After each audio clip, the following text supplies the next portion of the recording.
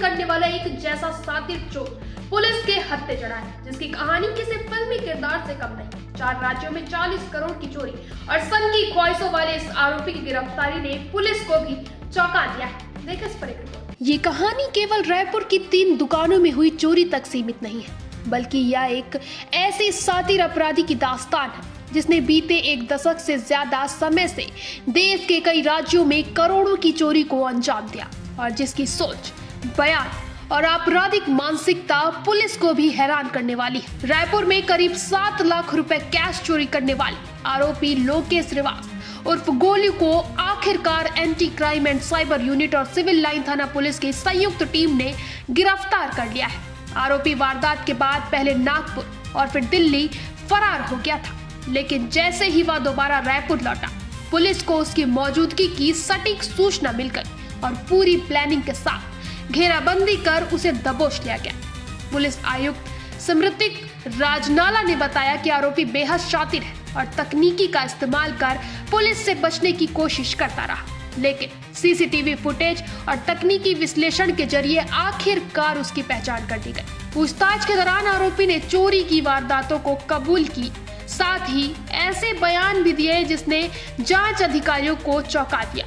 लोकेश ने कहा कि उसकी ख्वाहिश है कि वह सोने की कैंची से प्रधानमंत्री नरेंद्र मोदी के बाल काटे। पुलिस के अनुसार यह बयान उसकी सनकी मानसिकता, असामान्य सोच और अपराध के प्रति उसके नजरिए को दर्शाता है। जांच में यह भी सामने आया कि लोकेश सिर्फ छत्तीसगढ़ ही नहीं, बल्कि दिल्ली, उत्तर प्रदेश, तेलंगाना समेत कम से कम 4 राज्यों में वांटेड रहा है और अब तक करीब 40 करोड़ रुपए से ज्यादा की चोरी की घटनाओं को अंजाम दे चुका है।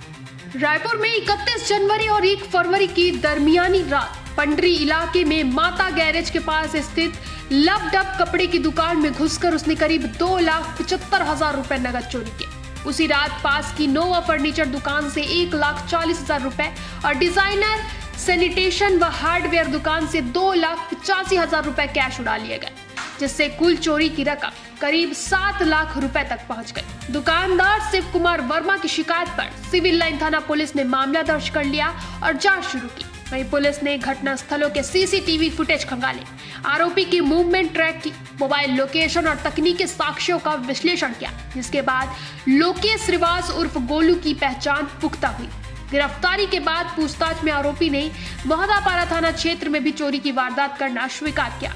उसके कब्जे से करीब 79,500 रुपए नकद, 2 मोबाइल फोन समेत करीब 1 लाख रुपए का सामान बरामद किया गया। पुलिस रिकॉर्ड के मुताबिक लोकेश पर दिल्ली, तेलंगाना, यूपी, राजनांदगांव, दुर्ग, ओडिशा और आंध्र प्रदेश समेत कई जगहों पर ज्वेलरी शॉप और शोरूम में करोड़ों की चोरी के मामले दर्ज है और वह अब तक 2 दर्जन से ज्यादा बड़ी चोरी की घटनाओं में शामिल रहा है। आरोपी मूल रूप से कवर्धा का रहने वाला है और उसने पहली चोरी साल 2011 में भिलाई की संगम डेयरी में की थी। इसके बाद 2018 में भिलाई के पारख ज्वेलर्स में हुई बड़ी चोरी ने उसे कुख्यात बना दिया। जांच में यह भी सामने आया कि लोकेश रायगढ़ जेल से जेल ब्रेक कर फरार हो चुका है, जो उसकी आपराधिक प्रवृत्ति और कानून के प्रति उसकी बेखौफ मानसिकता को दर्शाता है। फिलहाल आरोपी पुलिस की रिमांड में है और उसे लेकर गहन पूछताछ करने की तैयारी में। संभावित साथियों और देश के अलग अलग हिस्सों में की गई करोड़ों की चोरी की पूरी कड़ी को जोड़ा जा सके।